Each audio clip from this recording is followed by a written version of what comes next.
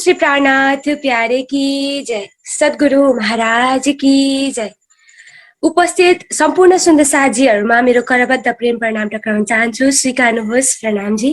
र अगाडिको कार्यक्रमलाई म सुचारू रूपमा अगाडि बढाउने प्रयत्न गर्नेछु सुन्दर साथी। र हरेक दिन चाहिँ आज पनि अक्षरातीत धामधनी श्री राजी महाराजको आह्वानद्वारा आजको हामी सत्सङ्गलाई सुरुवात गर्नेछौँ। बोलो श्री प्राणनाथ प्यारे की जय। आउनुहोस् सुन्दर साथी, श्री राजीको आह्वानद्वारा आजको सत्सङ्गलाई हामी सुरुवात गरौँ। र श्री राजीको आह्वान गरिदिनु हुनका लागि म सानो बहिनी स्मिता शर्मालाई हार्दिक अनुरोध गर्न चाहन्छु। बोलो श्री प्राणनाथ प्यारे की जय। प्रणाम जी सुंदर साथ जी। बोलो श्री प्राणनाथ प्यारे जी की जय। बोलो श्री सतगुरु महाराज की जय। आवो जी बाला मारे घेर, आवो जी बाला, आवो जी बाला मारे घेर, आवो जी बाला। एक लड़ी परदेस मां, एक लड़ी परदेस मां। मुने मुकी ने का चाल्या, आवो जीवाला। मुने हती नींदरड़ी, मुने हती नींदरड़ी, तमे सूती मुकी कारते,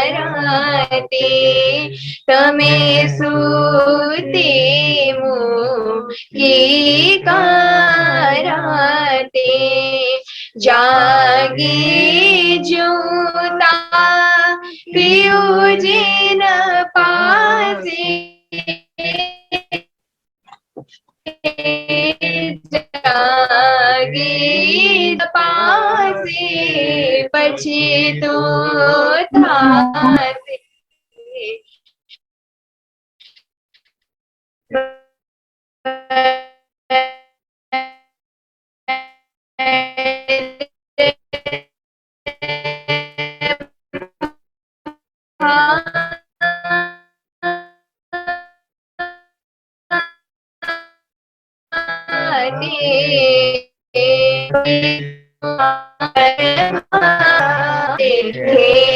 आवो जीवाला कला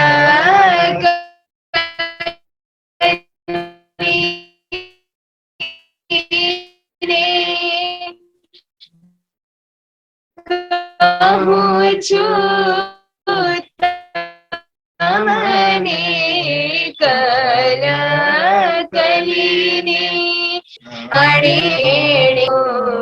आड़े खेड़े हारा मनना मनोरथ पुर जो हारा मनना मनोरथ पुर जो श्री इंद्रावती लागे चरणे।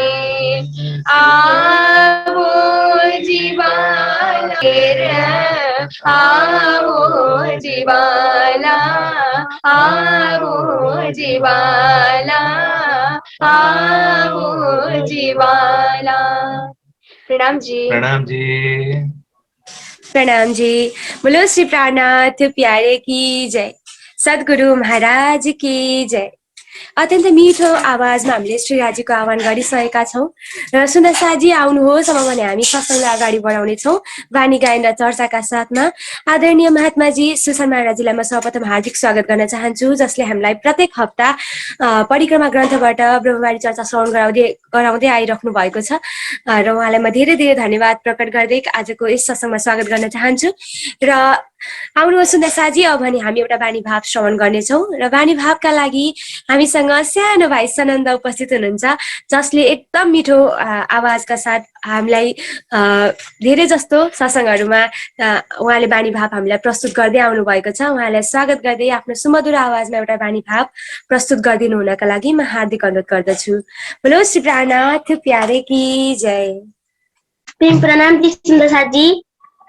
आज म किरन्तन ग्रन्थ प्रकरण 76 बाट एउटा वाणी भाव राख्न गइरहेको छु। बोले श्री प्राणनाथ प्यारे की जय। बोले श्री सतगुरु महाराज की जय। निज नाम सोई जाहिर हुआ जाकी सब दुनी राह देखत।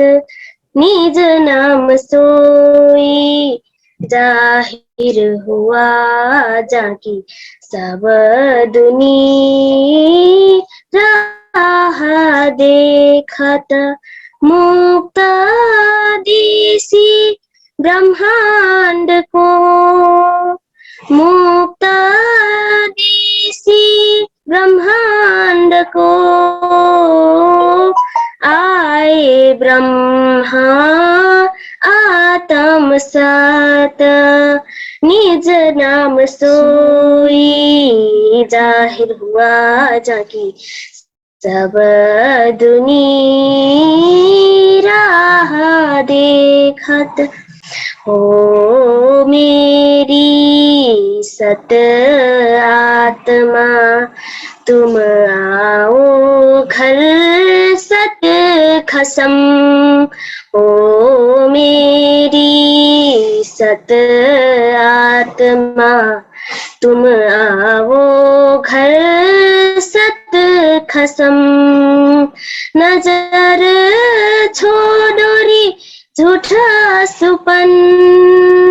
नजर छोड़ोरी झूठा सुपन। आए देखो सत वतन। निज नाम सोई जाहिर हुआ जाकी सब दुनी राह देखत। तुम निरखो सत स्वरूप सत श्यामा जी रूप अनूप। तुम निरखो सत स्वरूप सत श्यामा जी रूप अनूप।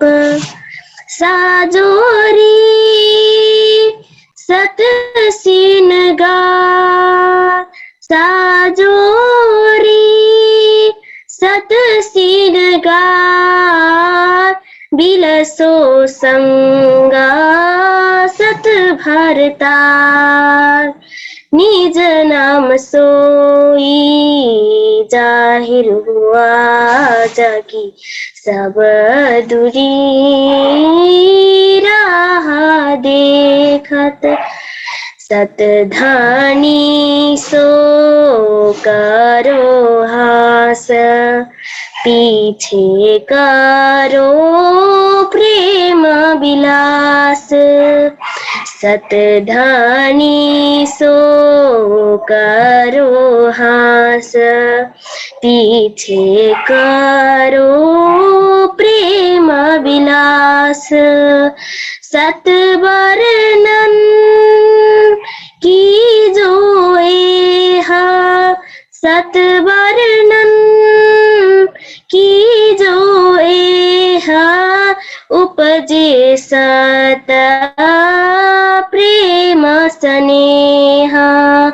निज नाम सोई जाहिर हुआ जाकी सब दुनिया राह देखत महामत कहे सुनो साथ देखो खोल बनी प्राणनाथ महामत काहे सुनो साथ देखो खोला बनी प्राणनाथ धनी जी ल्याए धाम से वचन धनी जी ल्याए धाम से वचन जिन से न्यारे न होए चरण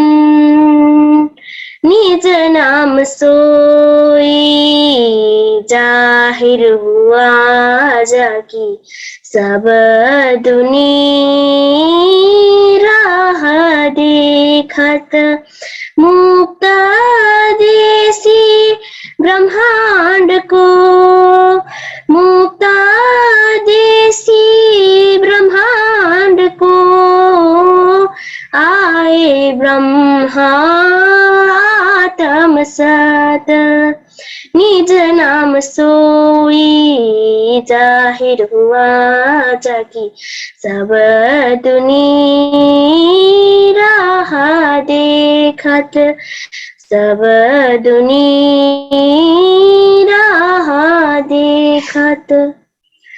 बोले श्री प्राणनाथ प्यारे की जय। बोले श्री सतगुरु महाराज की जय। प्रणाम जी। प्रणाम जी। बोलो श्री प्राणनाथ प्यारे की जय। निज नाम सोही जाहिर हुआ जाकी सब दुनिया राह देखत मुक्त देशी ब्रह्माण्ड को आए ब्रह्मात्म सत। अत्यन्त मिठो बानी भाव हामीले श्रवण गर्यौं सनन्द सुन्द साजीबाट। यहाँलाई धेरै धेरै धन्यवाद। आउनुहोस् हामी फेरि पनि एउटा बानी भाव श्रवण गर्नेछौँ। विष्णु गुरुङ सुन्द साजी आउनुहोस्। आदरणीय सुन्द साजीबाट एउटा बानी भाव हामी श्रवण गर्नेछौँ। बोलो श्री प्राणनाथ प्यारे की जय। प्रणाम महात्मा जी लगायत सबै सुन्दर साथी के चरण कमल में कोटि कोटि प्रेम प्रणाम जी। विदुर महात्मा जी को प्रणाम जी। विदुर जी सुंदर साथ जी प्रणाम जी।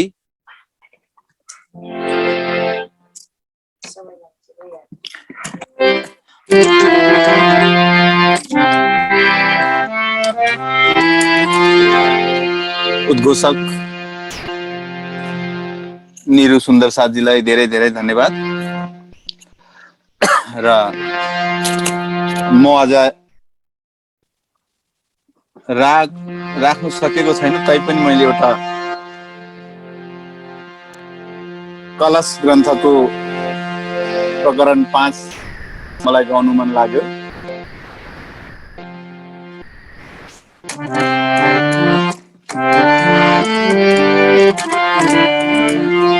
तल्फे तारुनी रे दुलाहको दिल दे तन्मन्द मूलको जान के सेज सुरंगी परले आठौं जाम बिरहिना सासले हुक्का हुक्का पत्थर काले ढिकौते सोभी हुए टुक्का टुक्का। यो वाणीलाई म प्रस्तुत गर्न गइरहेछु।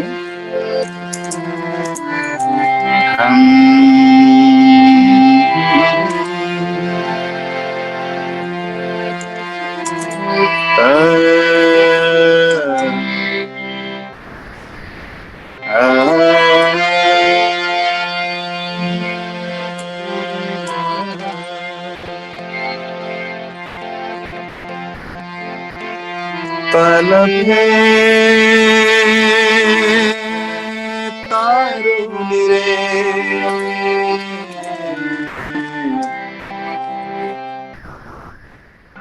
दुल्हा को दिल दे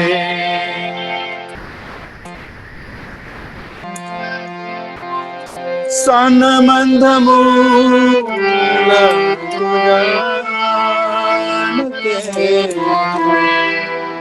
से जसुरंगी परले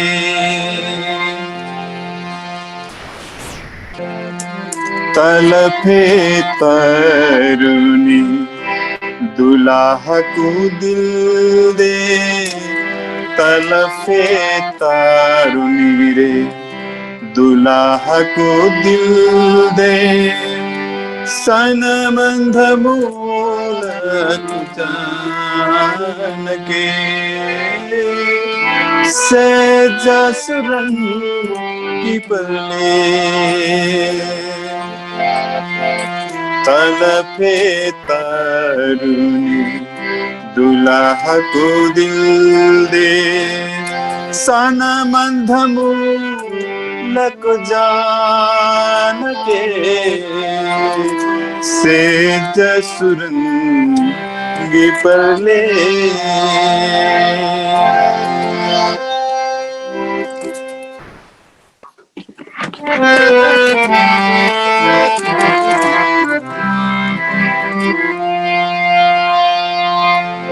सब तन बिरहा खाया गल गईलो हुमा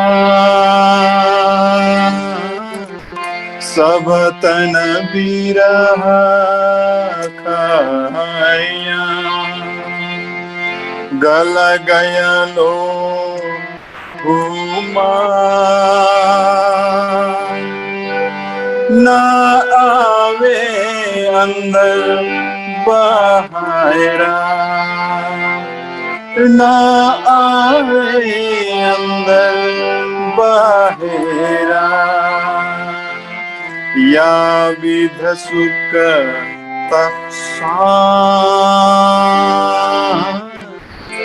तल्फे तारुनी रे तलफे तारुनी रे दुल्हा को दिल दे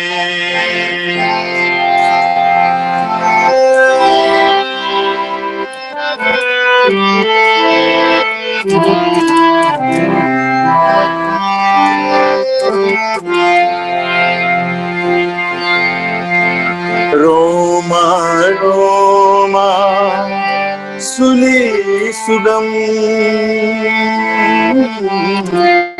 रोमा रोमा सुली सुगम खंड खंड खंडधा खंड खंड खंडधा पूछ पिया दुख तीन को पूछ पिया दुख तीन को जो तेरी बिरहीन जो तेरी बिरहीन तलफे तारुनी रे दुल्हा को दिल दे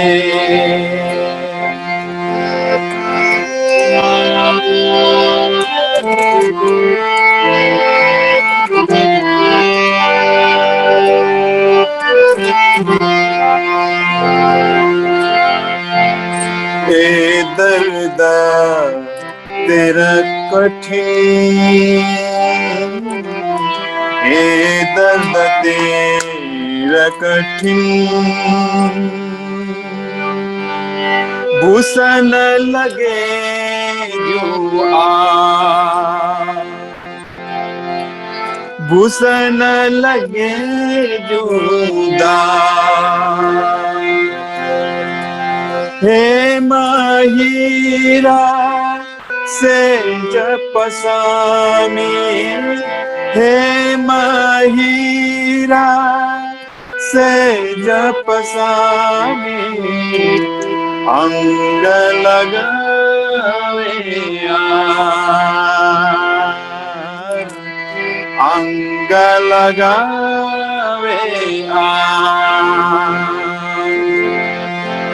तलफे तारुनी रे दुल्हा को दिल दे।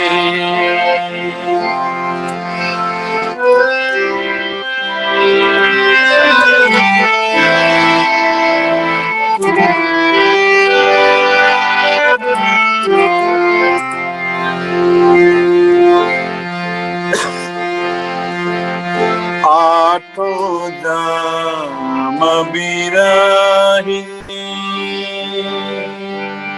सांस लिए ठुमका हो। आठों जाम बिरहिनी सांस लिए हो का हो। पत्थर काले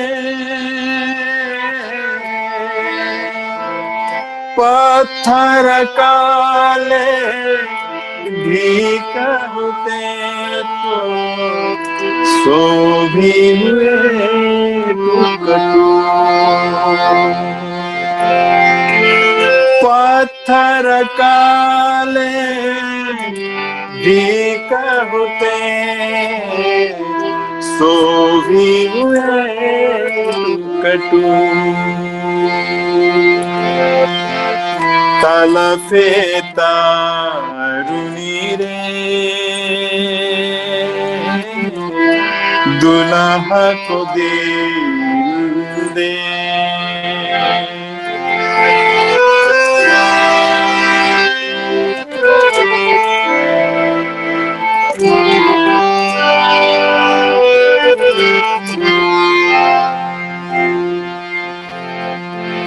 ए बिधमो हे तुम दई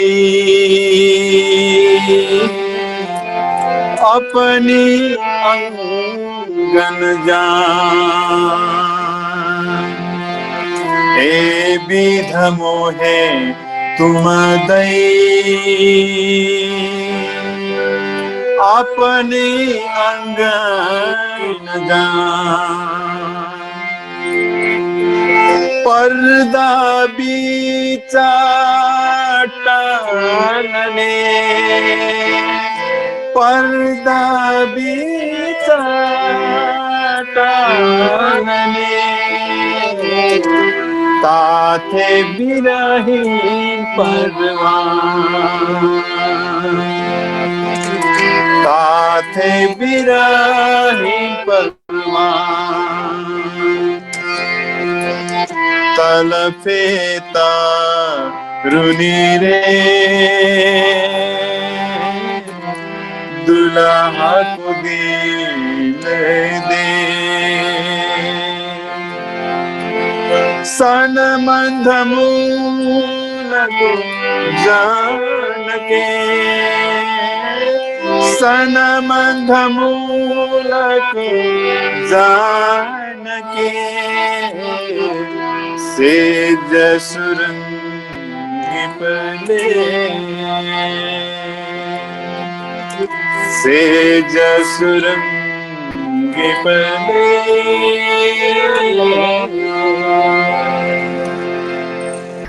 प्राणनाथ प्यारे की जय। सबै सुंदर साथ जी की जय। प्रणाम जी। प्रणाम। कस्तो भयो होला? राम्रो भएन होला सुन्दर साथी? मैले पहिलोचोटि गएको यो। बोलो श्री प्राणनाथ प्यारे की सद्गुरु महाराज की जय। तलफे तारुनी रे दुल्हाको दिल दे। अत्यन्त मिठो बाणी भाव हामीले श्रवण गर्यौं विष्णु सुन्दर साथीबाट। उहाँलाई हृदयदेखि नै आभार व्यक्त गर्न चाहन्छु। सुन्दर साथी, संसारमा सबैभन्दा मुस्किल काम आफ्नो दिल दिनु हो। यदि हामीले अक्षराती धामधनीलाई आफ्नो दिल सौंपेका थियौं भने हामी आज यो अवस्थामा हुँदैनौ थियो कि अक्षराती धामधनीको दिलको सबै अमूल्य खजाना आफ्नो दिललाई खोलेर अक्षराती धामधनीले ब्रह्मवाणीमा तारतम ज्ञान महास्वरूप साहेबमा दिनुभएको छ। तर पनि ती सबै चौपायाहरू हामी दिनरात पढ्छौं चर्चा श्रवण गर्छौँ। अहिले त झन् सोसियल मिडियामा यति धेरै चर्चाहरू आइरहेको हुन्छ, युट्युबदेखि लिएर फेसबुक लाइभदेखि लिएर अन्य धेरै प्रोग्राम हामीले ब्रह्मवाणी चर्चा पनि श्रवण गर्दै आएका छौँ, ब्रह्मवाणी गायन पनि श्रवण गर्दै आएका छौँ। त्यति मात्र नभएर बिहान बेलुका हामी सेवा पूजामा पनि हामी वाणीकै चौपायालाई हामीले भन्दै आएका छौँ र वाणी पनि हामी धेरैजनाले मन्थन गर्छौँ, वाणी पढ्छौँ। तर पनि अक्षराती धामधनीको त्यो अमूल्य वचनहरूलाई हामीले श्रवण गरे तापनि, सुने तापनि, पढे तापनि हाम्रो हृदयमा चोट भन्ने लाग्दैन। हामीलाई यो लाग्दैन कि हामी ध्यानमा बसौँ र अक्षराती धामधनीको दिदार गरौँ। हामी सायदै ध्यानमा त बस्छौँ होला, तर पनि हामी भित्र तडप छैन कि हामीले ध्यानमा बसेर चाहिँ अक्षराती धामधनीको दिदार गर्नु नै छ। हामीलाई लाग्छ हामी ध्यानमा बस्नु छ, हामी बाध्यताले बस्छौँ, हामीभित्र भाव छैन कि हामीभित्र तडप छैन कि हामीले अक्षराती धामधनी प्राप्त गरौँ। किनभने हामीभित्र तडप थियो भने अक्षराती धामधनी जो हामीले एक कदम बढाउँदाखेरि 10 कदम हामीतर्फ बढाउनका लागि हजुर अक्षराती धामधनी तयार हुनुहुन्छ। हामीले एक कदम अगाडि बढाएको थियौँ भने त राज्य स्वयं 10 कदम हामीतिर बढाउँदै हुनुहुन्छ। भनेपछि हामीले सच्चै आफ्नो दिलदेखि अक्षराती धामधनीलाई पुकारेका थियौँ, आफ्नो दिल अक्षराती धामधनीलाई दिएको थियौँ भने पक्कै पनि हाम्रो अवस्था यो हुँदैन थियो। हामीले वाणी पढेर पनि हाम्रो अवस्था यो हुँदैन थियो। हामी संसारमा यसरी मग्न भएर अवश्य पनि बस्ने थिएन होला सुन्दै साथी।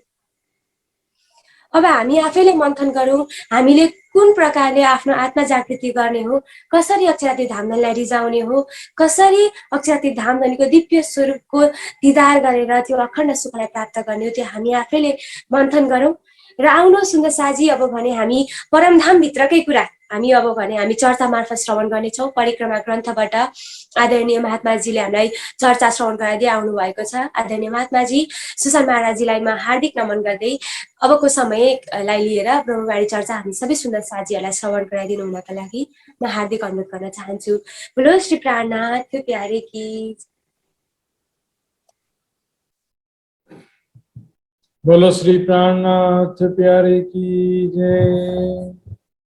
राम के धनी की जय, सर्व सुंदर साथ की जय। प्रणाम जी।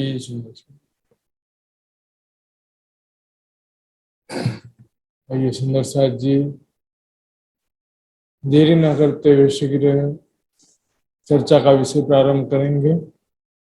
हम बनी की वंदना करते हुए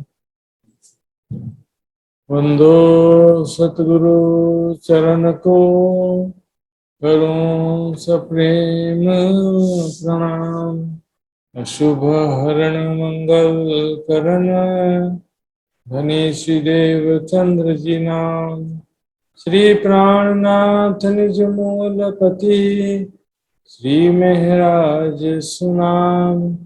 तेज कुंवरी श्यामा युगल को पल पल करूं प्रणाम, पल पल करूं प्रणाम।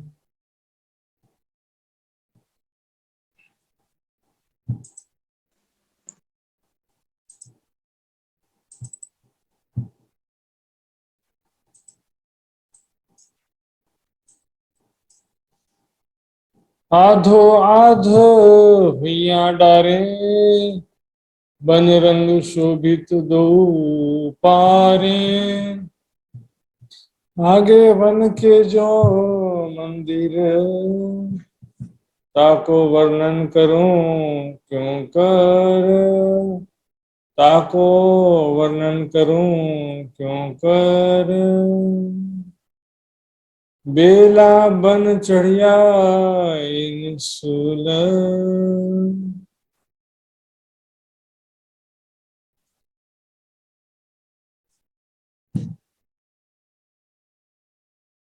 बेला बन चढ़िया इन सूल। हे परब्रह्म अक्षराती धाम के धनी, परम धाम 25 पक्ष की शोभा और उसके साथ साथ लीलाओं का भी वर्णन कर रहे हैं कि उस स्थान पर क्या लीला होती है।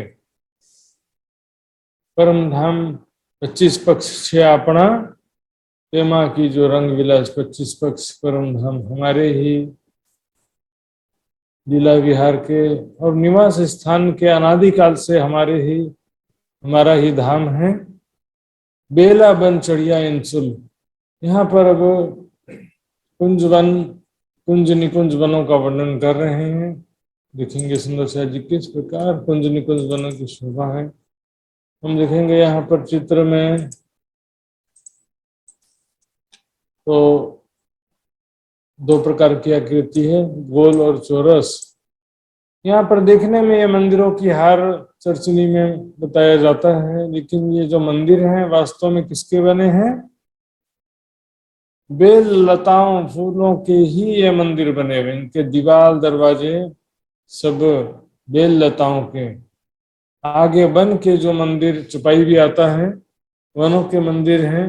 बेला वन चढ़िया, बेल लताएं इस प्रकार से वृक्षों पर चढ़ी हैं, हुई दीवालें मात फूल। देखिए बेल और लताएं जो शब्द है, बेल लताएं अपने स्वयं के आधार पर नहीं खड़ी होती हैं। वृक्षों में क्या होता है, तना होता है, थड़ होता है, तो तना के बेस पर पूरा वृक्ष खड़ा होता है। लेकिन बेल और लताएं जो कहते हैं, बेल लताएं अपने स्वयं के आधार पर नहीं खड़ी हो सकती हैं, इसलिए उसमें क्या होता है, वो किसी दूसरे पर सहारे से खड़ी रहती हैं। ज्यादातर वृक्षों के सहारे से खड़ी होती हैं, इसलिए यहाँ पर शब्द आए बेला बन। फिर से देखिए चौपाई सुनो जी, बेला बन। बन यानी वृक्षों पर इस प्रकार से चढ़ी हैं, सूल यानी इस प्रकार से चढ़ी हैं, हुई दीवालें पात फूल, पत्तों और फूलों की ही दीवालें बन गई है। यहाँ पर गिरद चारों तरफों फूले फूल बन गए, चारों तरफों फूलों के ही अनेकों अनेक रंगों के फूल खिले हुए हैं। जुदी हारे शोभा जिनसन, अलग अलग पंक्तियों में, अलग अलग हारों में, अलग अलग रंगों के सुंदर फूल शोभायमान हैं। इस प्रकार से जो बेल हैं, बेल लताएं फूल पत्तों की दीवालें बन गई हैं, और रंग बिरंगे फूल, फूलों में भी अनेक रंगों की चित्रकारी, एक पत्ते में भी अनेक रंगों की चित्रकारी है सुंदर सा जी। तो इस प्रकार से और भी बहुत सारी चौपाई आती है परिक्रमा ग्रंथ में। यहाँ पर कुछ थोड़ी थोड़ी चौपाइयाँ आ रही हैं परिक्रमा ग्रंथ में। जैसे हम आगे बढ़ेंगे, दोबारा तिबारा फेरी फेरी, यहाँ कुंज निकुंज कह के 7 घाट को चौपाई आम छन, इतलता चढ़िया अति घन, ऊपर फूलों के फूले है वन। यहाँ पर बेशुमार लताएं चढ़े हैं वृक्षों के ऊपर, अति घन ने बहुत ज्यादा लताएं हैं, फूल पत्तों से युक्त लताएं हैं, ऊपर फूलों के फूले हैं वन। ऊपर फूलों के ऊपर बहुत सारे फूल खिले हुए हैं बेललताओं में, वनों में। फिर से चौपाई देखने, फूले हैं वन। वनों में अनेक प्रकार के फूलों के बेललताएं यहाँ पर चढ़ी हैं, और बेशुमार प्रकार के फूल खिले हुए, अनेक रंगों के, अनेक खुशबू के। देखने में कैसा लगता है, देखिए, जानो जवेर रंग अनेक, कुंदन में जड़े विवेक। कुंदन यानी सोना, सोने में अनेक रंगों के रत्न जड़े हुए हैं ऐसा लगता है। फूलों को देखकर क्या लगता है कि सोने में अनेक रंगों के रत्न जड़े हुए हैं। देखने से, टच करने से नहीं। टच करने के विषय में लिखा है, स्पर्श करेंगे तो फूल कैसे हैं।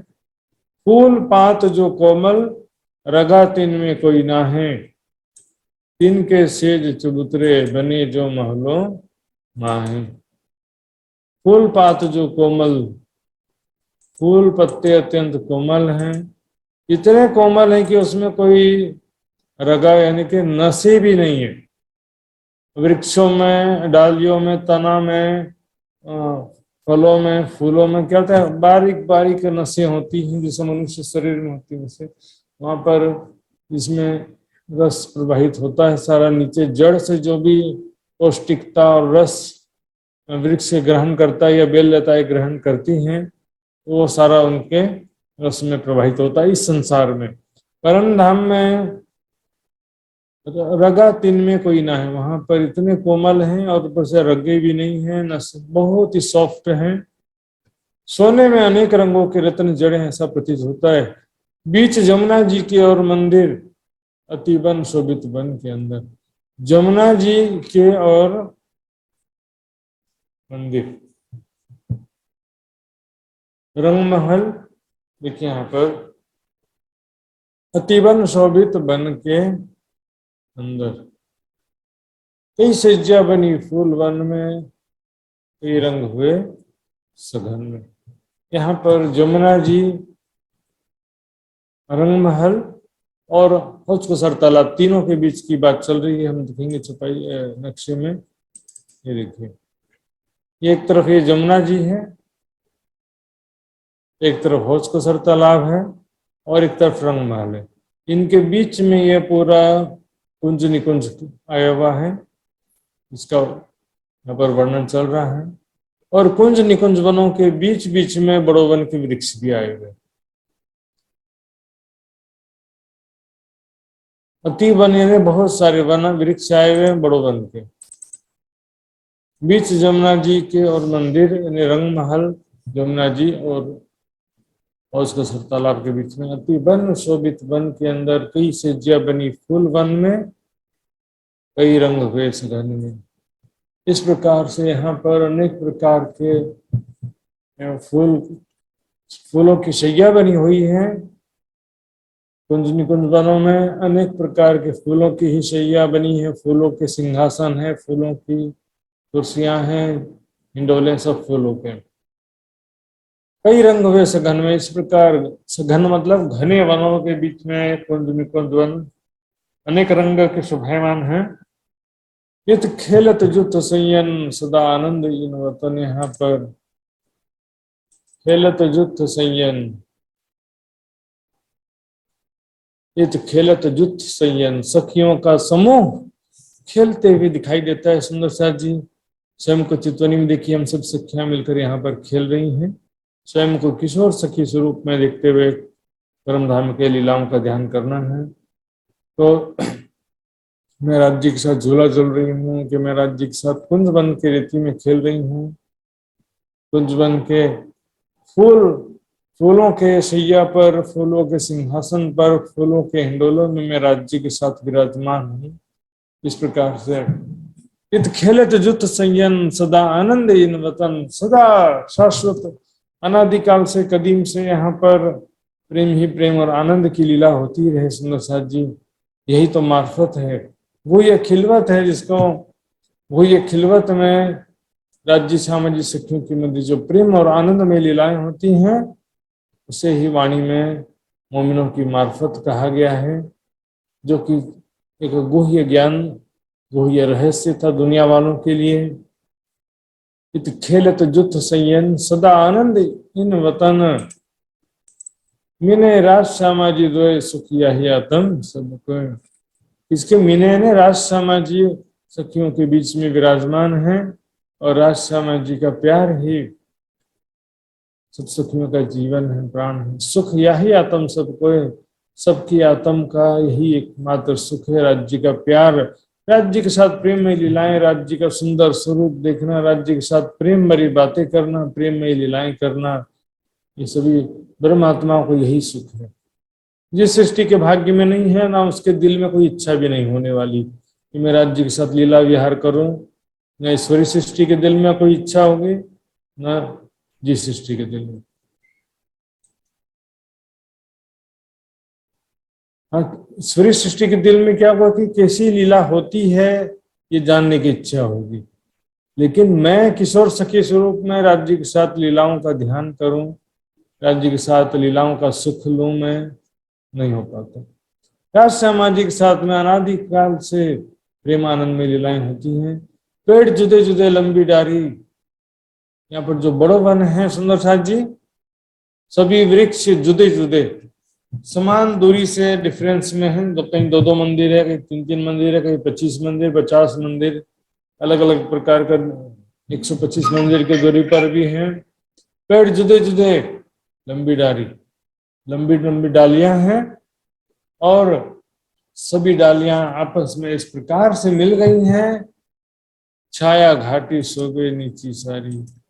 डालियां आपस में इस प्रकार से मिली हैं, देखेंगे उसका कुछ उदाहरण हम देखने का प्रयास करेंगे नक्शे में। तो नीचे से वृक्ष के तने सब अलग अलग है, समान दूरी पर हैं, कतारबद्ध रूप से शोभायमान है, पंक्तिबद्ध रूप से शोभायमान है। लेकिन ऊपर क्या होता है, डालियां आपस में मिल जाती हैं और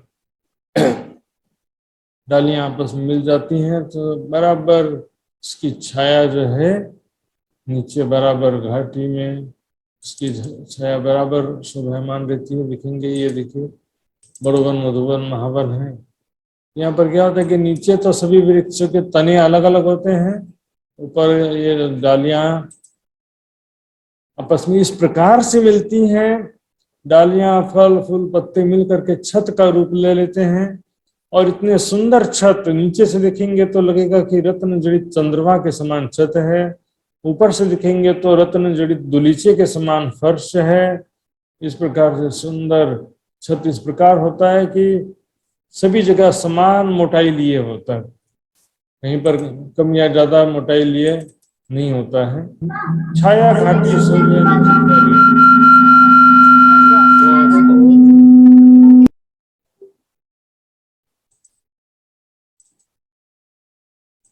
छाया घाटी शोभे नीचे, नीचे वृक्षों के नीचे समान रूप से छाया होती। जब ऐसे वनों में हम जाते हैं तो नीचे समान रूप से बराबर छाया होती है। निकसी एक थे दूजी गली सो तो तीसरी में जाए मिली। देखेंगे सुंदर शाह जी किस प्रकार से शोभा है वनों की। प्रत्येक वृक्षों की जो दो पंक्तियां होती हैं उनके बीच में निकसी एक थे दूजी गली सो तो तीसरी में जाए मिली।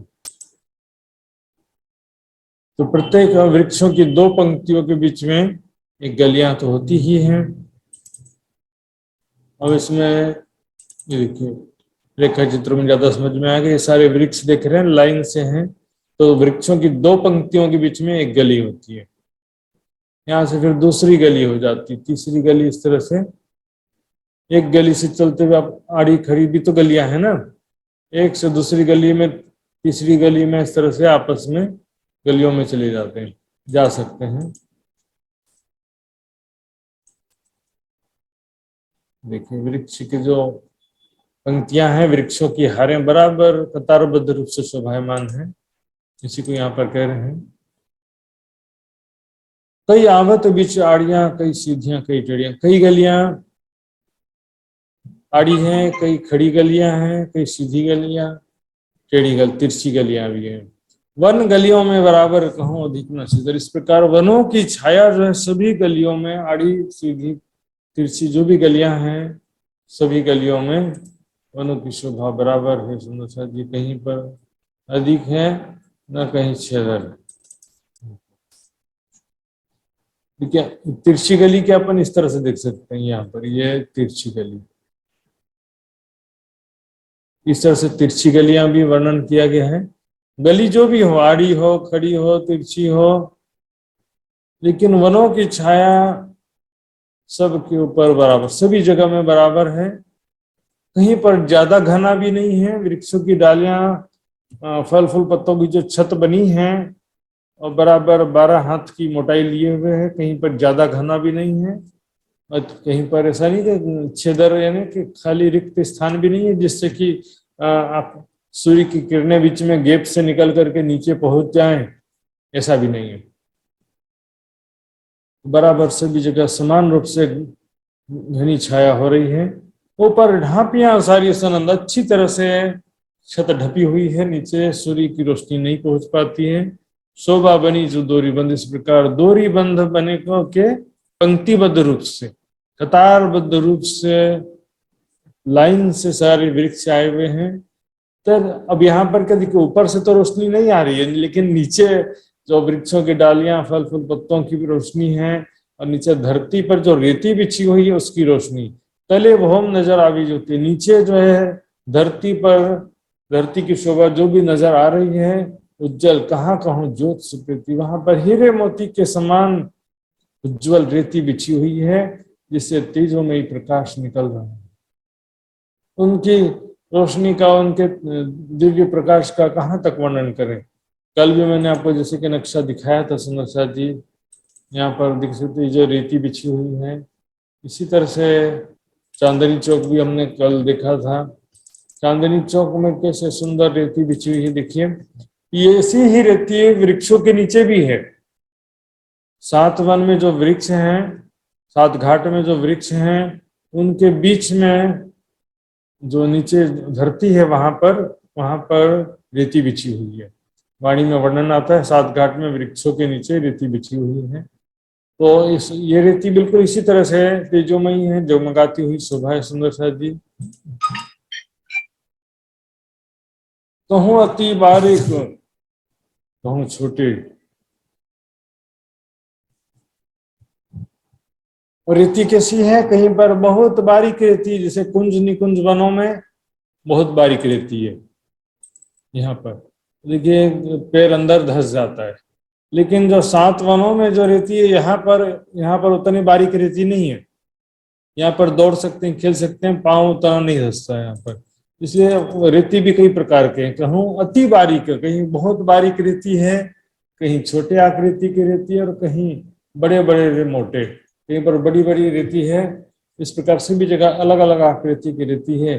कित जानो हीरा कनी, कितने कहीं पर ऐसा लगता है जैसे कि हीरे के कण बिछे हुए हैं, हीरे मोती बिछे हुए हैं। इस प्रकार हर ठोर हर भांत कनी, हर सभी स्थान पर इसी प्रकार अनेक प्रकार की रेती बिछी हुई है, बहुत सारी। कित 2 खूनी 3 चौखूनी, 2 खूनी मतलब 2 कोने वाली, 3 कोनी यानी 3 कोने वाली, चौखूनी ने 4 कोने वाली। कित फिरती कहूँ गोल बनी, कहीं पर फिरती और कहीं पर गोल बनी है। फिरती का मतलब भी गोल होता है, लेकिन वो इस गोल का मतलब है गोलाकार, और इस गोल का मतलब है 2D, 2 डायमेंशनल गोल, और इसका 3 डायमेंशनल गोल है। ये विद कहूँ मैं कहती सो हो न या की गिनती। इस प्रकार से धरती की शोभा का वर्णन, वृक्षों की शोभा का वर्णन में कितना वर्णन करूं, या कि हो न सो हो न या की गिनती। इसकी कोई शोभा की सुंदरता का कोई शुमार नहीं है, बेशुमार है, इसका कोई वर्णन करना संभव नहीं है। वन फूल फूले बहुरंग, वनों में अनेक रंगों के, बहुत सारे रंगों के फूल खिले हुए हैं, बेशुमार रंगों के पूरे वनों में। मात्र फूल बाग में ऐसा नहीं, दूसरे वनों में भी फूल खिले हुए हैं। झलुक रहे बोए सुगंध, और वहां पर लटकते हुए फूलों के सुगंध चारों तरफ खुशबू फैला रहे हैं। चारों तरफ वनों में जो खुशबू है उसकी जो है चारों तरफ क्या होता है, फिर हवा भी जो है शीतल सुगंधित हवा प्रभावित हो रही होती है। एक खूबी और खुशबू है। देखिए वनों में फूलों में 2 विशेषता है। एक खूबी यानी कि सुंदरता, इतने सुंदर हैं, दिव्य प्रकाश से युक्त हैं, रंग बिरंगी चित्रकारी, रत्नों के समान सुंदर फूल हैं। दूसरा क्या, खुशबू, ऐसी खुशबू है सुंदर शादी सुगंध, सूंघेंगे तो शरीर में एनर्जी प्राप्त होगी। और आजकल तो पता नहीं संसार में कैसे कैसे सेंट आ रहे हैं, जानवरों के प्रोडक्ट से बनते हैं वो, और सूंघने से तो एकदम चक्कर, सिर घूमने लगे ऐसा लगता है। लेकिन फिर भी लोग पता नहीं फैशन है करके, फैशन के नाम पर ऐसे महंगे महंगे सेंट लगाते रहते हैं। सूंघने से आनंद की अनुभूति होना चाहिए, दिखावा के लिए नहीं होना चाहिए। लोगों को दिखा रहे हैं कि हमने सेंट लगाया, ना उसमें कुछ लगाने वाले को आनंद आ रहा है, ना सूंघने वाले को आनंद आ रहा है। ऐसा हालत है संसार में, बल्कि कोई बीमारी हो सकती है, नशीला गंध, अजीब दुर्गंध जैसा सेंट आ गया संसार में। परम धाम में क्या होता है, सूंघने से एक आनंद आएगा, सूंघने से एनर्जी शरीर को प्राप्त हो जाएगी। ऐसा या कि किन जुबा कहूं मैं, इन दोनों विशेषताओं के बारे में कितना वर्णन करूं। एक सुगंध, दूजा नूर। एक तो सुगंधी है, दूसरा दिव्य प्रकाश है, सुंदरता है। तो भैया सब छोरों भरपूर, सभी स्थानों पर जो भी फूल खिले सभी जगह ये दोनों विशेषताएं हैं, भरपूर हैं, बेशुमार सुंदरता है दिव्य प्रकाश रत्न जड़ित अनेक रंगों के फूल हैं और सुगंधी बेशुमार सुगंधी है।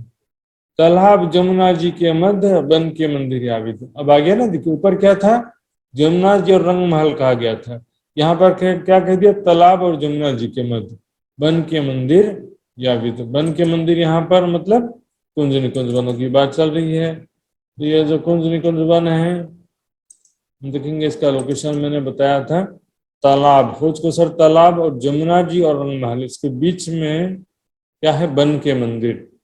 तो बन के मंदिर तो वैसे जो है और भी कई जगह आते हैं, वन के मंदिर और भी कई जगह आते हैं, लेकिन यहाँ पर विशेष रूप से जो कुंज वन का वर्णन चल रहा है, कुंज वनों में दो बोम तीसरी चांदनी के यहाँ पर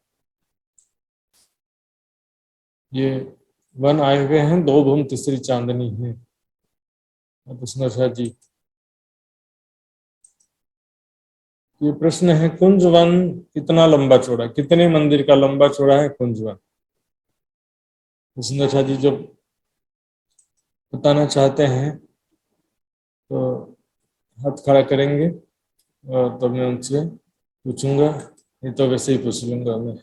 हाँ जी, देखिए मित्र परवजली जी ने सबसे पहले हाथ खड़ा किया है, तो मित्र जी बताएंगे कुंज वन मंदिर कितना लंबा चौड़ा है?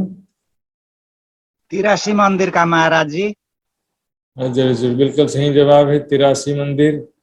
तो चर्चिनी का भी बीच बीच में मैं प्रश्न पूछ सकता हूँ जहाँ पर प्रसंग के अनुसार, और वो प्रसंग कौन सा आएगा और प्रश्न कौन सा आएगा मुझे भी नहीं मालूम है। तो यहाँ पर देखिए सुंदर जी, ये जो वन के मंदिर शब्द आया चौपाई में, डालियों फल फूल पत्तों के ही दीवार और दरवाजे और छत हैं, और इसके अंदर जो शैया है वो भी फूलों पत्तों की शैया है, सिंहासन भी फूलों के और हिंडोले भी फूलों के, सारी चीज सारी शोभा सामग्री यहाँ पर फूलों की ही बनी हुई है। सुंदर जी तो सीतारी पटेल सुंदर जी ने मैसेज में लिख करके भी इसका जवाब दिया था, तो अच्छी बात है सुंदर जी, आप सबको मालूम है।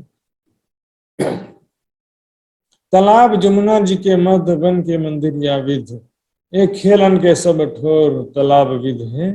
और इस प्रकार से किसके खेलने के स्थान है सब? हम सभी सखियों के खेलने के स्थान है, लीला विहार के स्थान है राज श्यामा जी के साथ में। देखिए सखियों का जो स्वभाव है कुछ थोड़ा बच्चों जैसा मिलेगा और कुछ बड़े जैसा मिलेगा, क्योंकि तो किशोर अवस्था ही ऐसी होती, बीच की अवस्था, युवा अवस्था और बाल्यावस्था के बीच की अवस्था है किशोर अवस्था, 16 साल। इसमें क्या होता है, थोड़ा सा बच्चों जैसा उमंग उत्साह भी रहता है, लड़कपन होता है, और दुनिया के दृष्टि से ज्यादा समझदारी भी नहीं होती। 16 साल में बहुत ज्यादा अच्छाई बुराई सही गलत का भी जानकारी नहीं होता है। इस संसार में इससे प्रॉब्लम हो सकता है, लेकिन परमधाम में तो क्या प्रॉब्लम होगा इससे? परमधाम में ज्यादा समझदारी की जरूरत तो नहीं है सखियों को।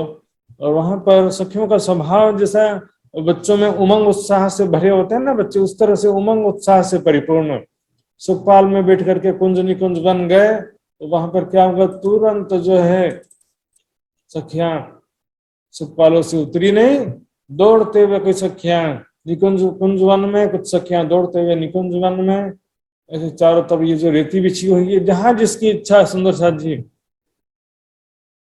वनों में प्रवेश करते हैं, दौड़ते हुए झूला झूलने लगते हैं, कि कुंड में खेलते हैं, ऊपर छत में चढ़ जाते हैं, रेती में खेलते हैं, महलों में खेलते हैं, राज श्यामा जी के साथ में खेलते हैं। इस तरह से क्या है कि, और यहाँ पर विशेष रूप से कुंज वन की रेती में जो दौड़ने की लीला होती है, इन लीलाओं का ध्यान आपको करना है। किस प्रकार यहाँ पर मैं राजी श्यामा जी सखियों के साथ में खेल रही हूँ, स्वयं को इन्वॉल्व करना पड़ेगा सुंदर साथी, दृष्टा भाव नहीं होना, इन्वॉल्व होना कि मैं खेल रही हूँ राज्य के साथ में, किशोर से किशोर रूप में स्वयं को देखना है। इस प्रकार से तालाब विध है। और अब आते हैं हौज को सर तालाब। हौज को सर तालाब की शोभा कुछ अलग प्रकार की है। तालाब बने लिया घेर, हौज को सर तालाब को चारों तरफ से बड़ों वन के वृक्षों ने घेरा हुआ है। हम देखेंगे हौज को सर तालाब की शोभा, ये देखिए, ये परिक्रमा ग्रंथ में कोई एक सिस्टमेटिक मतलब यहीं से शुरू करना ऐसा कुछ नहीं है। जहाँ आत्मिक दृष्टि जा रही है वहां का वर्णन होते जा रहा है यहाँ पर।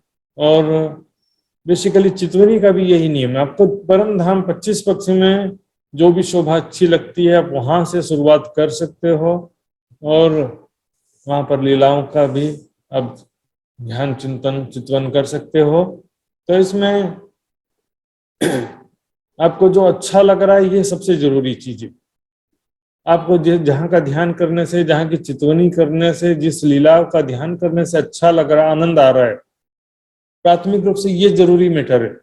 जो आपको अच्छा लग नहीं रहा है, अच्छा नहीं लग रहा है, ऐसा मतलब किसी कारण से हो सकता है। परम धाम में ऐसा कोई चीज तो है नहीं कि अच्छा ना लगे, लेकिन फिर भी आपको शुरुआती रूप से अच्छा जो आनंद आ रहा हो जिस चीज में, तो उसका आपको प्रिफरेबली ध्यान करना चाहिए। फिर धीरे धीरे दूसरे शोभा और लीलाओं में भी आपको आनंद आएगा। ये देखिए हौज को सर तालाब, चारों तरफ से बड़ोवन के वृक्षों की कितनी हारे हैं। हौज को सर के चारों तरफ चौरस पाल है ये, और ये ढलकती पाल है। चौरस पाल और ढलकती पाल पर बड़ोवन के वृक्षों की कुल कितनी हारे हैं?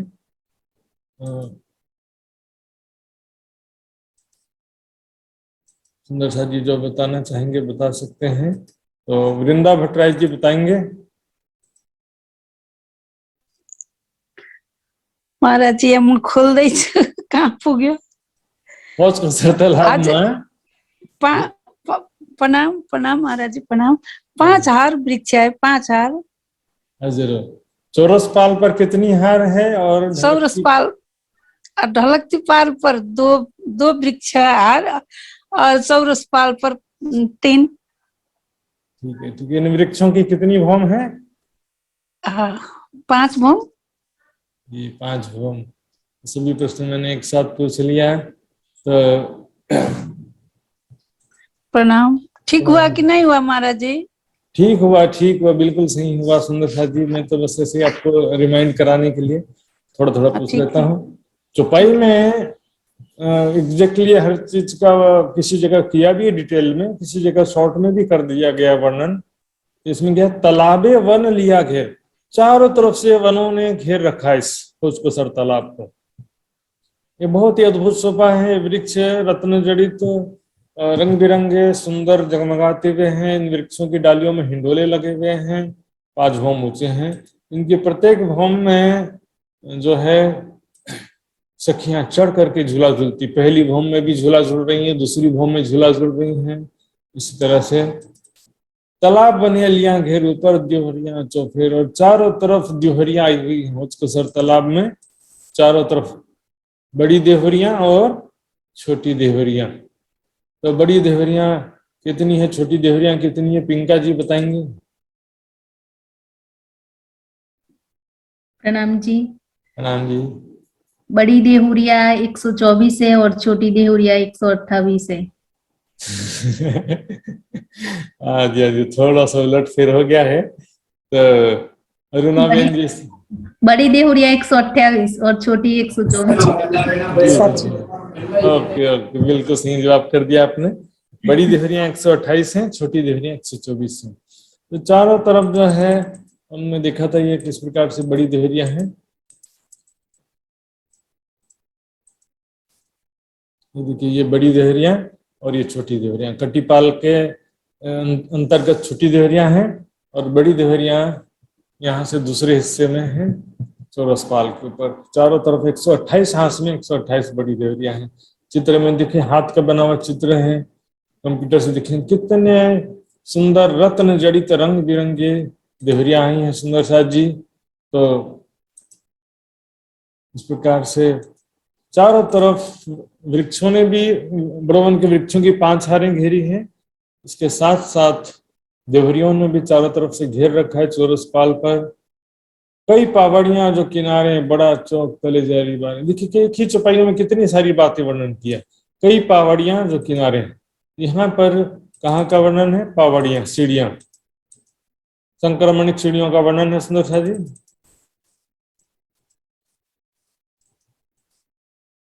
किनार पर देखिए जो संक्रमणिक चिड़िया चारों तरफ स्टेडियम के समान घेर के आई हैं।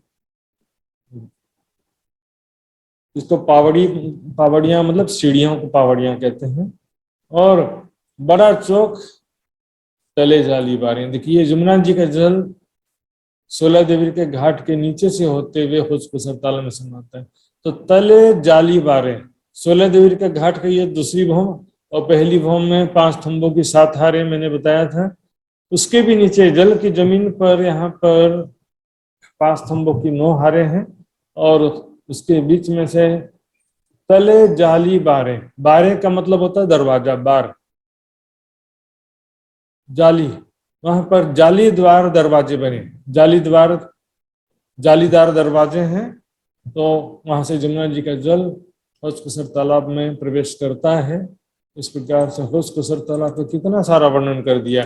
अब यदि आपको चर्चिनी का ज्ञान नहीं है तो चौपाई का अर्थ कुछ भी समझ में नहीं आएगा। और चर्चिनी यहाँ पर सिर्फ चर्चिनी नक्शे की बात नहीं है, यहाँ पर होने वाली लीलाओं का भी आप फिर ध्यान चिंतन नहीं कर सकेंगे। बन लेवत शोभा पाले,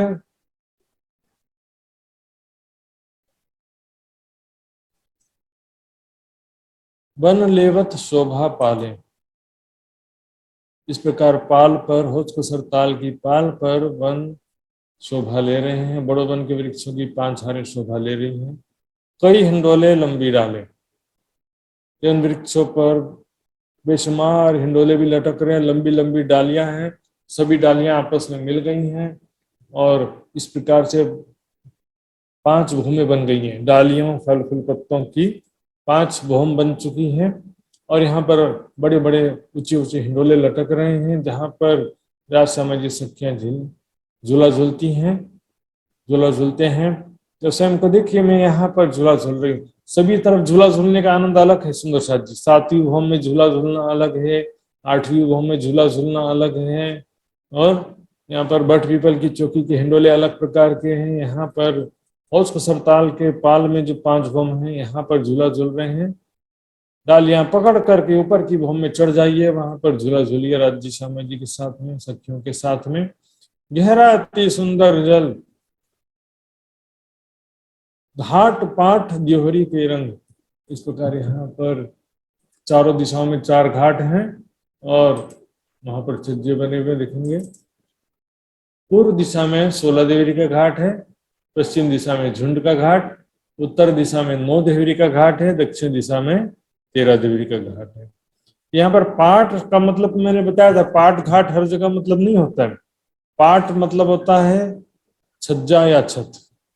यहाँ पर ये जो चौरस पाल है, इसके अंदर पाल अंदर के माहौल हैं, इसलिए इसको छज्जा कहा गया है। और यहाँ पर चारों दिशाओं में 4 घाट बने हुए हैं। जल शोभा लेते तरंग, जल की लहरें बहुत ही शोभा ले रही हैं। लहराता हुआ होशकुसर ताल का जल, जैसे हम देखते हैं समुद्र में जल की लहरें किस प्रकार से तरंगित होती हैं, लहरें आती जाती रहती हैं। किनारे में तो ठीक है, बीच में भी लहरें आते हिलते रहता है जो जल। यहाँ पर भी होशकुसर ताल का जल जो है उसमें जल शोभा लेते तरंग, तरंग लहरें जो है बहुत ही शोभा ले रही है। सुंदर जल है और उस जल में आसपास के वृक्षों और महलों के सुंदर रंग बिरंगे प्रतिबिंब झलक रहे हैं। गहरा अति सुंदर जल बीच में बने हुए हैं, अति सुंदर जल है। होशकुसर ताल का बहुत ही गहरा है, कहने के लिए एक भौम गहरा बोल सकते हैं, लेकिन सुंदर जी वास्तव में वहां का एक भौम भी कितना गहरा होगा सच्ची जगह। बहुत ही सुंदर जल है, रंग तो निर्मल है, दूध से उज्जवल है, मिश्री से मीठा है, आदि बातें तो है ही है। इसके अलावा आसपास के सुंदर वनों के महलों के जो भी शोभा है आसपास में, उसका सुंदर प्रतिबिंब भी झलक रहा है। बहुत ही सुंदर और गहरा है।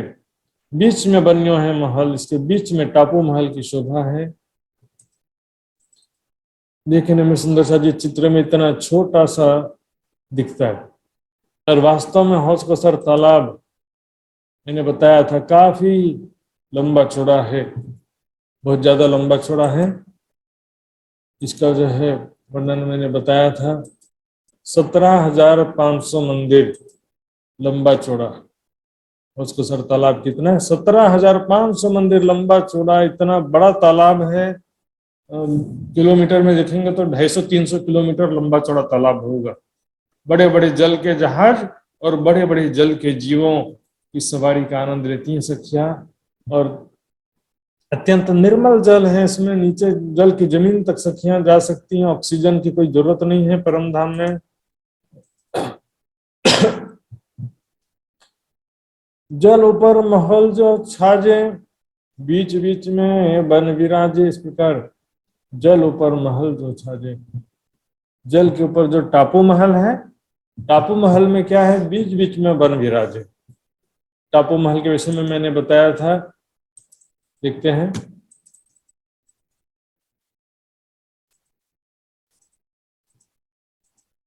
देखिए सुनो जी, इसमें जो चारों तरफ बुर्ज आए हैं,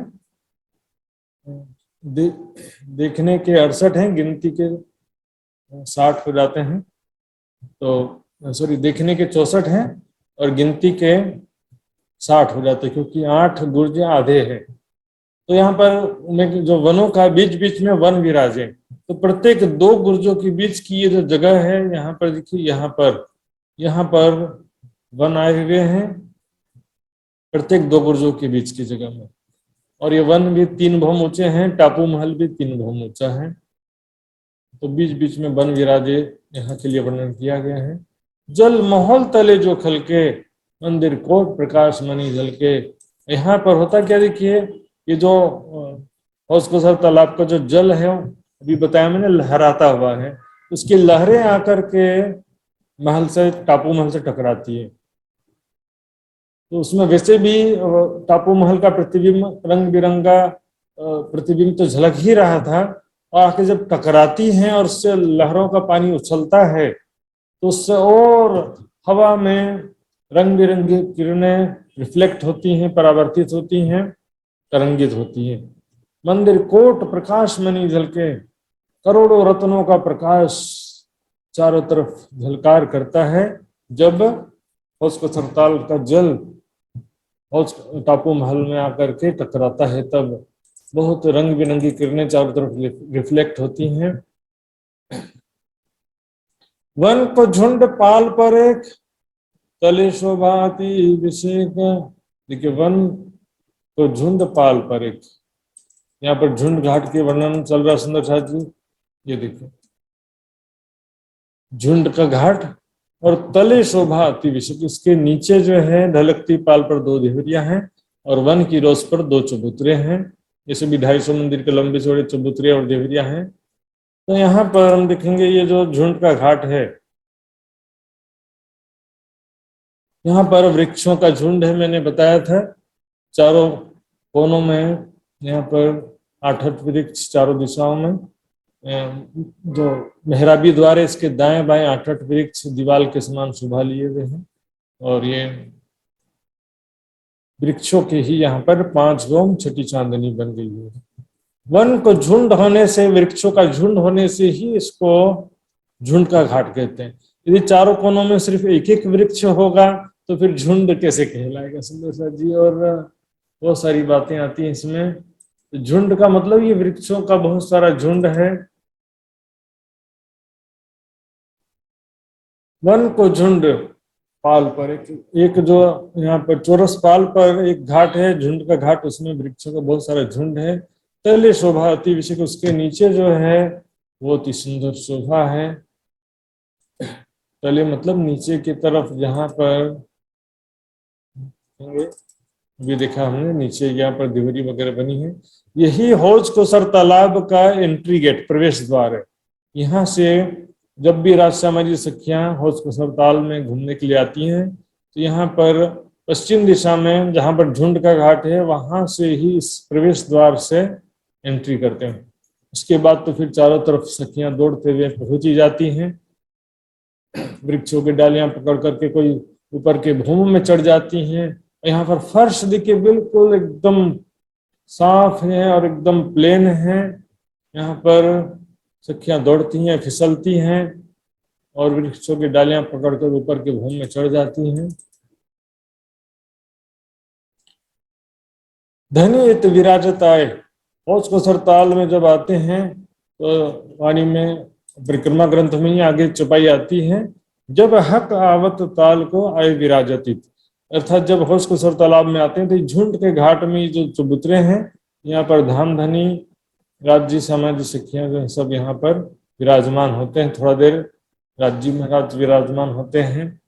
तो यहाँ ये चबूतरा विराजमान बैठने के लिए ही बना है। चबूतरा शोभा के लिए मात्र नहीं है, यहाँ पर विराजमान होते हैं राज्य सामाजिक। कुछ सखियां बैठती, कुछ सखियां खेल रही होती हैं, इस प्रकार से झूला झूल रही हैं। कोई सखियां कोई पशु पक्षियों के साथ में खेल रही हैं, जिसकी जैसी इच्छा होती है।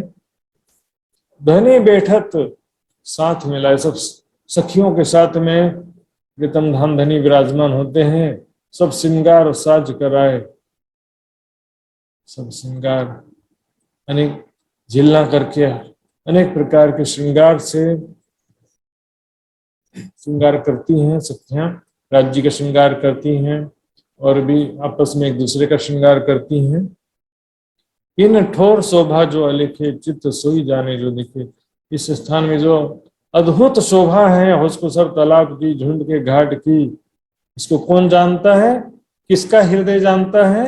जो जिसने ध्यान के द्वारा इसका दर्शन किया, उसका चित्त हृदय, उसका हृदय इस शोभा का वास्तविकता में जानता है।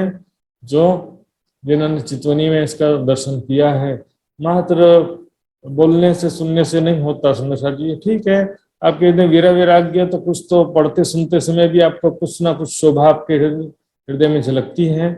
और ध्यान चितवनी में एकाग्र होकर के जब हम ध्यान करते हैं तो उसमें और ज्यादा सुंदर शोभा आपको दिखाई देती है। मध्य वन धाम के गिरद्वाए, शोभा एक दूजी पे सिवाय। वापस रंगमहल में आ गए हैं। तो रंगमहल में क्या होता है? रंगमहल के चारों तरफ तरह तरह के बनाए हुए हैं, देखेंगे। देखिए सुंदर जी, रंगमहल के चारों तरफ वन ही वन है। पूर्व दिशा में 7 वन में से 3 वन रंगमहल के ठीक सामने हैं, अनार, अमृत और जाम्बू। दक्षिण दिशा में बट पीपल की चौकी, पश्चिम में फूलबाग नूरबाग, उत्तर दिशा में बड़ो वन, लाल चबूतरा और ताड़ो वन। तो रंगमहल के चारों तरफ कई प्रकार के वन हैं। मध्य धाम के गिरद्वार वन आए हुए हैं। शोभा एक दूजी पे सिवा, सबकी शोभा एक दूसरे से ज्यादा सुंदर है। सबकी विशेषता, सभी स्थानों में लीलाओं के द्वारा प्राप्त होने वाला आनंद सब एक से बढ़कर एक है। बट पीपल निकट बन रहा है, सो देखे न दृष्टि का। दक्षिण दिशा में बट पीपल की चौकी है। सुंदर सा जिसकी शोभा हम दिखते हैं, इसी अद्भुत शोभा है बट पीपल की चौकी की। देखिए रंगमहल के दक्षिण दिशा में रंगमहल से लगते हुए बट पीपल की चौकी है। यहाँ पर 15 चौकों की 5 हारें हैं। एक चौक में बट का वृक्ष है तो फिर एक में पीपल का वृक्ष है। इस प्रकार अल्टरनेट एक के बाद एक आए हुए हैं। और इसकी कितनी भौम, कितनी ऊंचाई है, मित्र जी बताएंगे। बट पीपल के चौकी को कत्ती ऊंचाई है, कत्ती तल्ला को?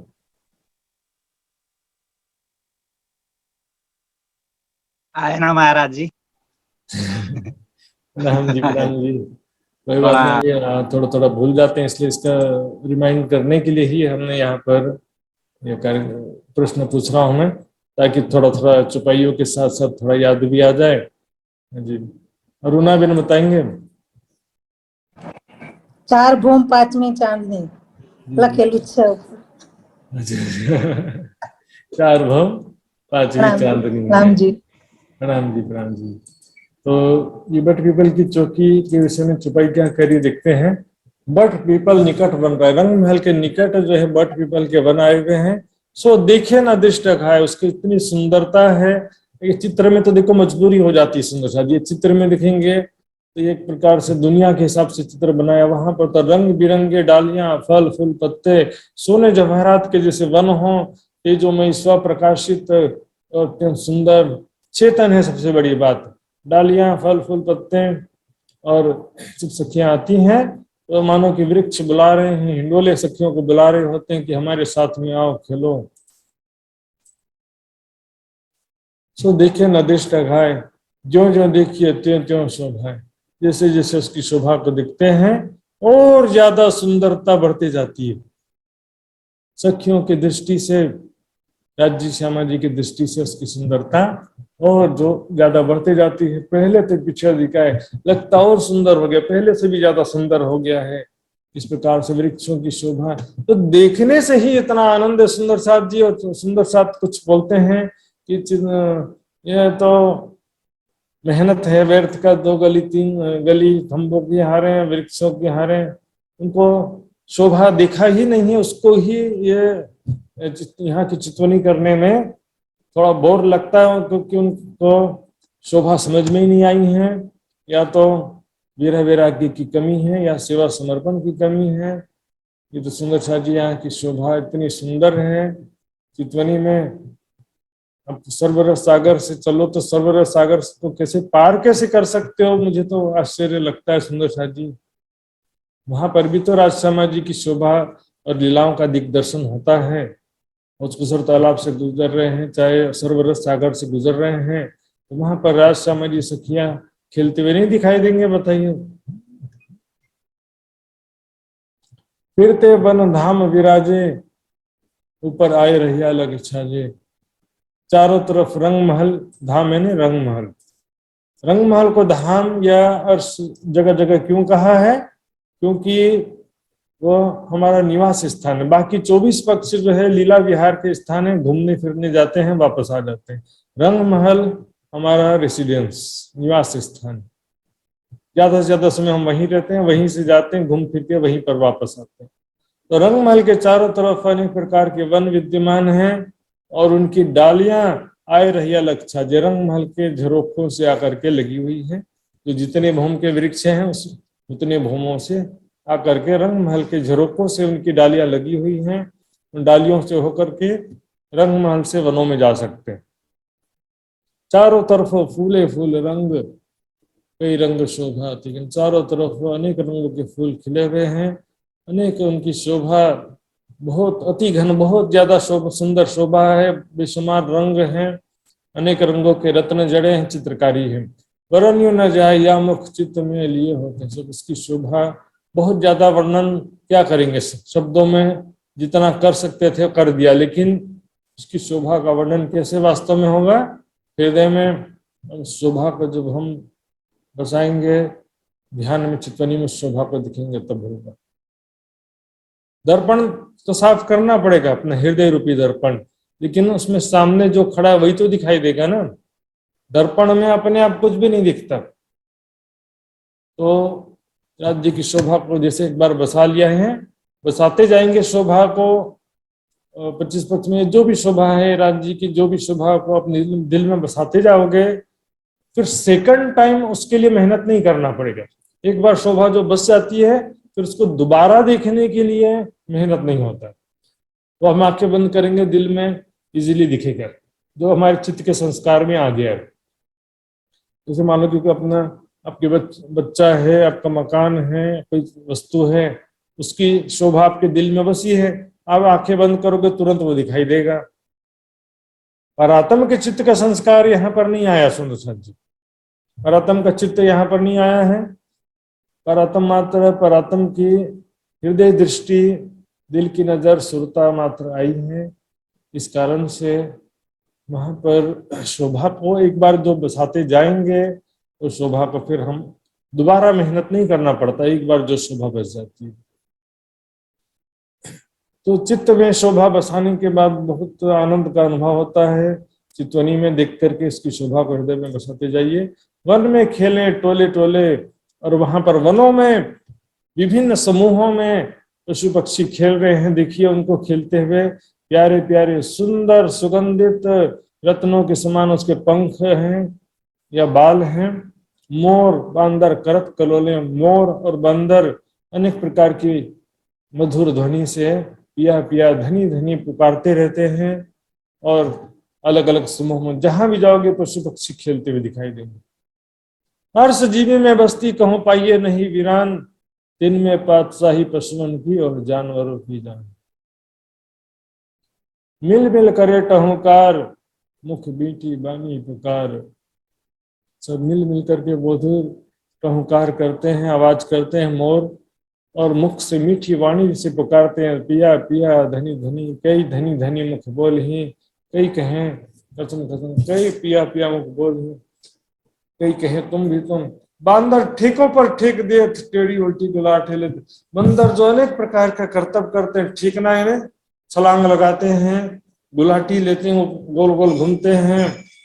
तीतर लवा कोकिला चकोर शब्द वाले स्वामी तो तीतर लवा आदि पक्षी हैं, कोकिल इन्हें कोयल, चकोर, मधुर वाणी जो है ये सब धामधनी को पुकारते हैं। सुआ मैना करें चौबदारी, चातुरी नागे सुबह। सुआ और मैना जो दो पक्षी हैं ये क्या करते हैं?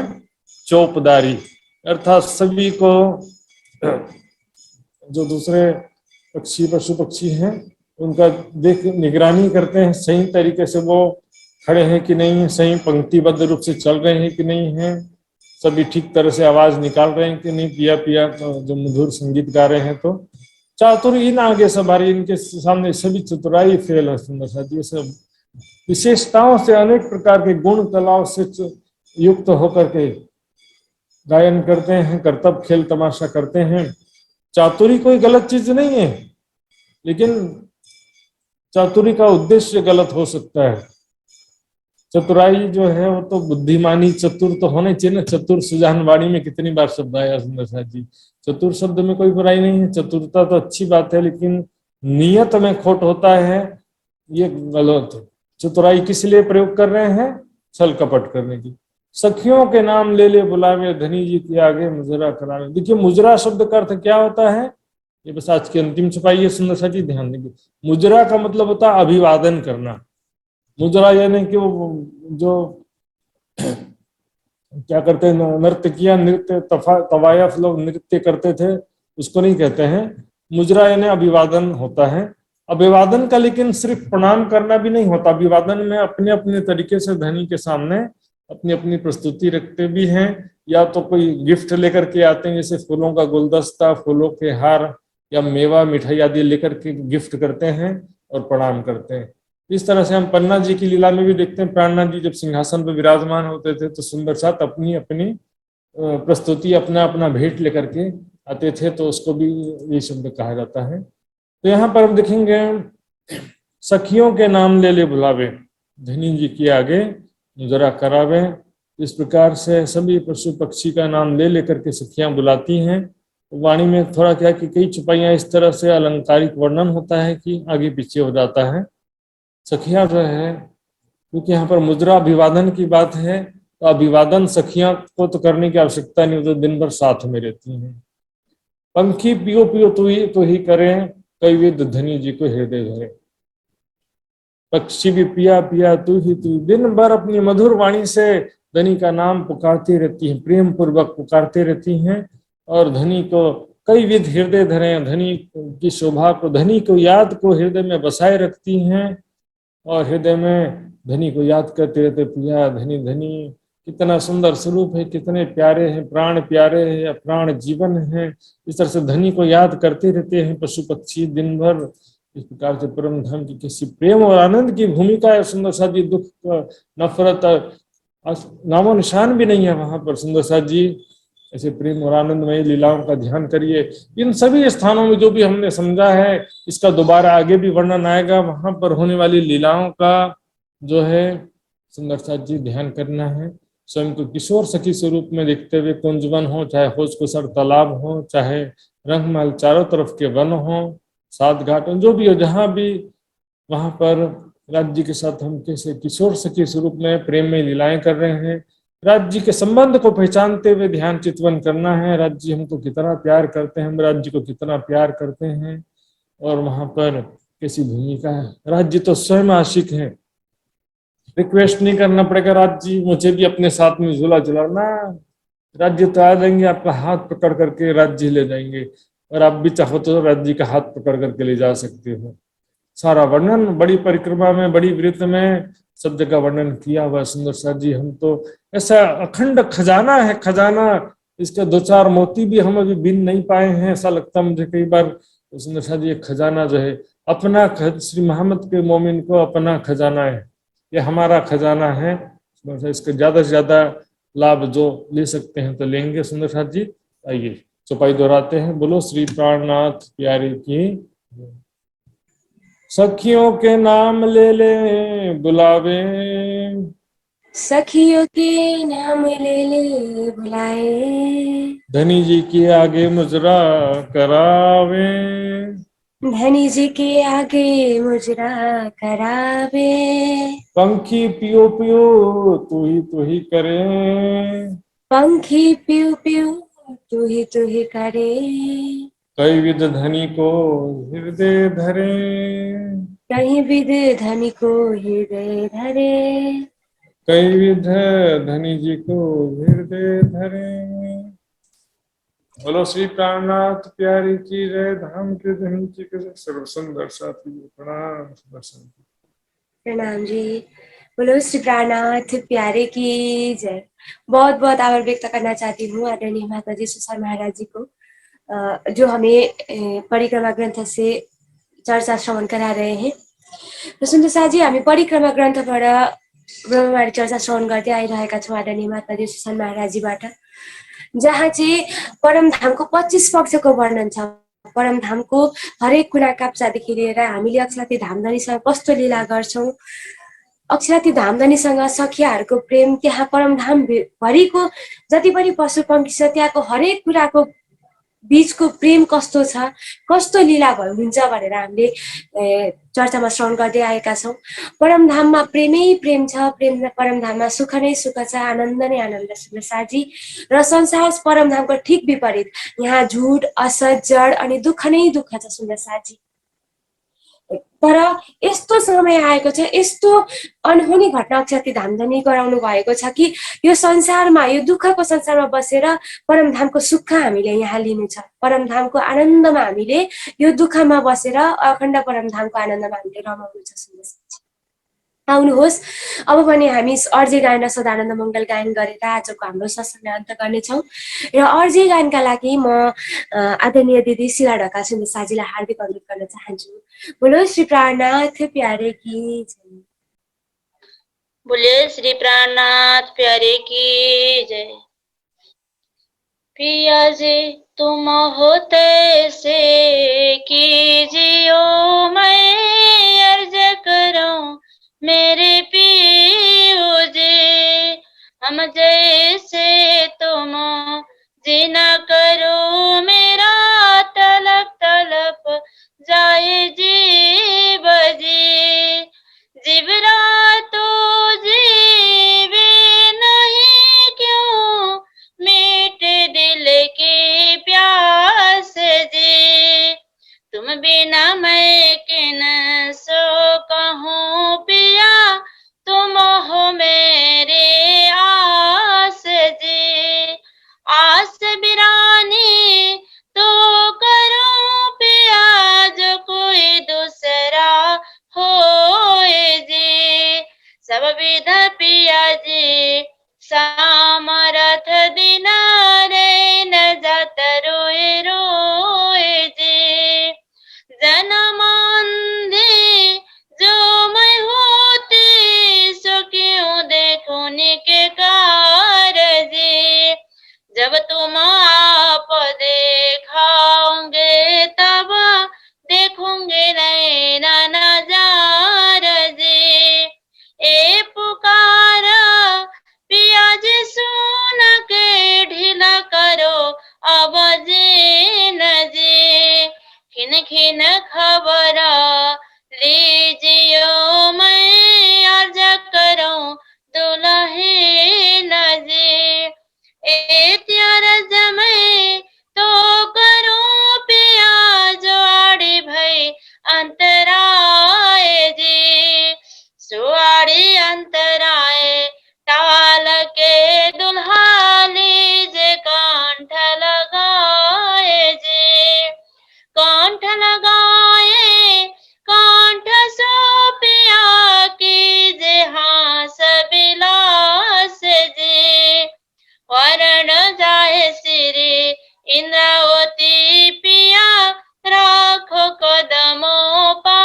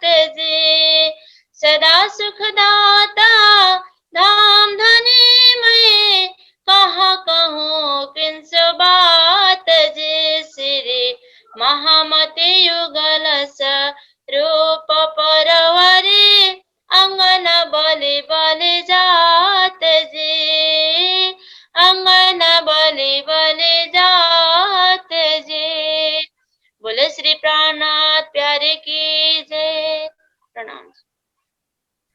प्रणाम जी। बोलो श्री प्राणनाथ प्यारे की जय। सुंदर साथ जी, हमने अभी अर्जी गायन श्रवण किया और बहुत बहुत धन्यवाद शिला सुंदर साथ जी को। अब हम सदानन्द मङ्गल गायन श्रवण करेंगे। अनि सदानन्द मङ्गल गायन श्रवण गराइदिनु हुनका लागि चाहिँ म बर्दघाट सुन्दर साथीहरूलाई हार्दिक अनुरोध गर्न चाहन्छु। बोलो श्री प्राणनाथ प्यारे की जय। बोले श्री प्राणनाथ प्यारे की जय। सतगुरु महाराज की जय।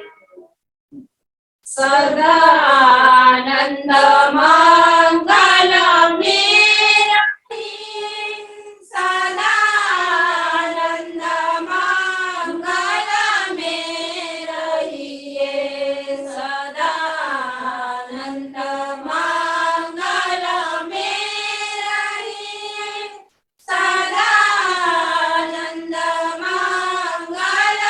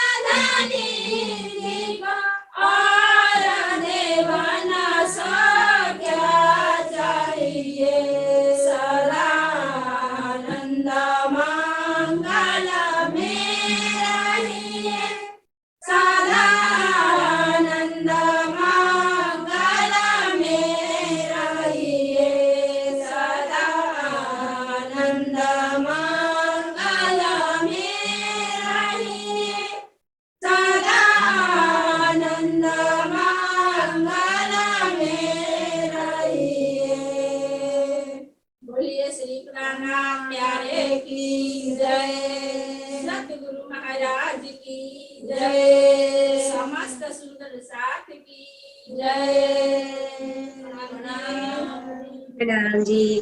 बोलो श्री प्राणनाथ प्यारे की जय। धेरै धेरै धन्यवाद वर्धघाट सुन्दर साथजीहरूलाई सुमधुर आवाजमा हामीलाई सदानन्द मङ्गलकारी श्रवण गराइदिनु भएकोमा। र सुन्दर साथजी, हामी युवा परिषद नेपालद्वारा आयोजित साप्ताहिक सत्सङ्गमा छौँ, जुन चाहिँ शनिबार र आइतबार भइरहेको छ अनलाइन जुमको माध्यमबाट। र जति पनि सुन्दर साथजीहरू हामीलाई श्रवण गरिराख्नु भएको छ विभिन्न सोसल मिडियाको थ्रुबाट, यहाँहरू सबैले भइरहेको सत्सङ्ग कार्यक्रमको लिङ्कहरू सेयर गरिदिनु होला, फेसबुक लाइभ पनि सेयर गरिदिनु होला, ताकि भइरहेको सत्सङ्गको लाभ अन्य बाँकी सुन्दर साथजीहरूले र धर्मसँग इच्छुक राख्नेहरू, जानकार राख्न चाहने सुन्दर साथ र धर्मप्रेमी स्वजन घरमा पनि भइरहेको सत्सङ्ग कार्यक्रमको बारेमा पनि जानकारी पुग्न जाओस्। सम्पूर्ण सुन्दर साथजीहरूलाई हृदयदेखि नै आभार व्यक्त गर्न चाहन्छु। हजुरहरूले यसरी आफ्नो अमूल्य समयलाई अक्षती धामधनीको ब्रह्माण्डी चर्चा श्रवण गर्नमा, यसरी सत्सङ्गमा उपस्थित हुनमा हजुरहरूले लगाइराख्नु भएको छ। र जति पनि हामीले संसारमा अनेक कार्यहरू गरिरहेका छौँ, ती कार्यहरूमध्ये चाहिँ हामी जब सत्सङ्गमा अक्षराती धामधनलाई याद गर्न बस्दछौँ, त्यो चाहिँ सबैभन्दा अमूल्य र हामीले सबैभन्दा राम्रो कार्यमा उपयोग गरेको समय हुँदछ सुन्दर साथी।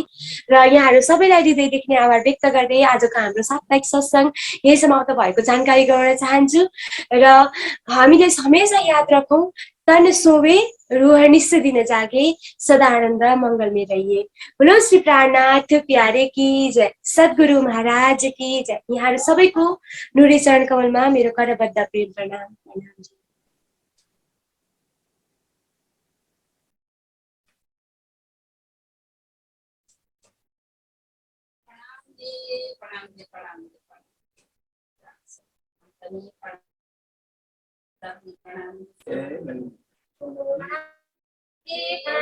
सम्पूर्ण सुन्दर साथीमा प्रणाम जी। प्रणाम जी।